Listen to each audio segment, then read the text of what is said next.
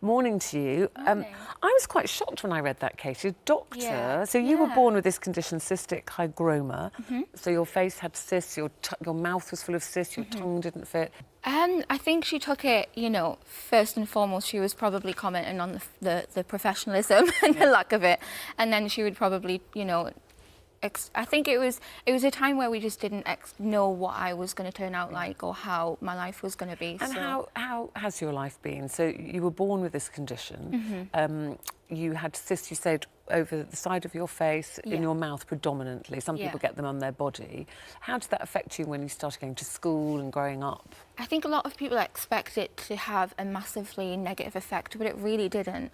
I had such a great quality of life growing up, and I had an amazing community surrounding me, and I really felt so much love growing up that I always felt so at home and loved. And so much physically, so, Katie, there had to be trouble. I mean, even eating or drinking or whatever, so that would have been a problem for you. Yeah, for one of my surgeries, it was actually for 6 weeks I couldn't eat. Just so overjoyed to eat this like little bowl of To this day, I still love soggy frost. Do you? It's one of my favourites. You mentioned, you know, you grew up in an amazing community, and Yeah. it was that amazing community who actually kind of funded this big surgery, wasn't it? Yeah, Which it was. must be a nice feeling for your family. Absolutely incredible, yeah. It was the South Shields community and the Shields Gazette. They all rallied together and they raised the money because I didn't get any surgery on the NHS that I needed, unfortunately. They kind of like used me as a little bit of a test subject because it's so rare, and my hair would fall out, my cysts would, you know, double in size, and I was just in so much pain that my parents stripped me out of it and we went private. So I had the most incredible surgeon. He's world renowned and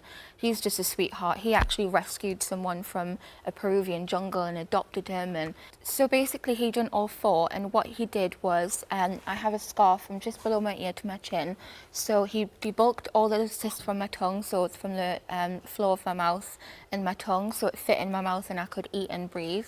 And I was fortunate enough I never needed a tracheostomy, and he kind of like pulled my face off and debunked that and then stitched it back on. Well done, you going Thank through you. all of that.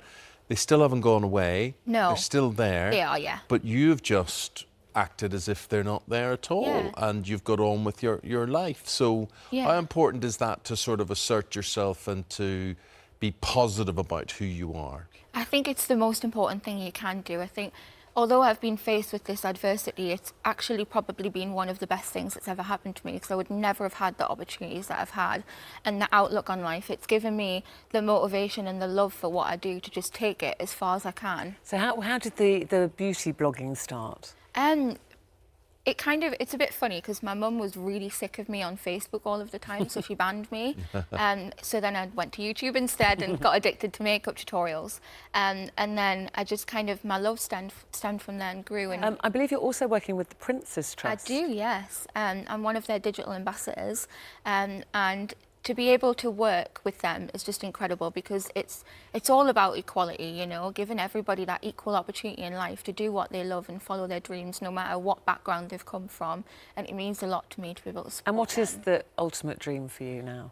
I think the ultimate dream would be to work with some brands that I love, you know, more brands that I love, but also kind of I'd love to just be the face of a beauty campaign, one of the first, you know, beauty bloggers with a disfigurement. And what would you say to anyone watching now who has any kind of disfigurement or any kind of body confidence issue about how you should live your life? I think, you know, you've only got one life and you've just really got to grab it and just do what you want, because at the end of the day, it's your life and you get to dictate what you do with it. And I think it's just important that you just seize the day. And, you know, half of the time, if you have an insecurity, nobody else even notices it.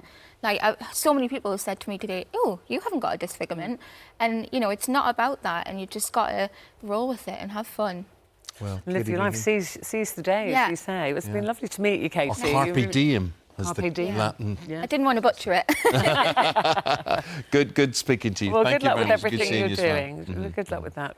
Will I be featuring in your beauty blog? Yeah, of course. You put her on the spot now. Look at that. Well, don't feel obliged.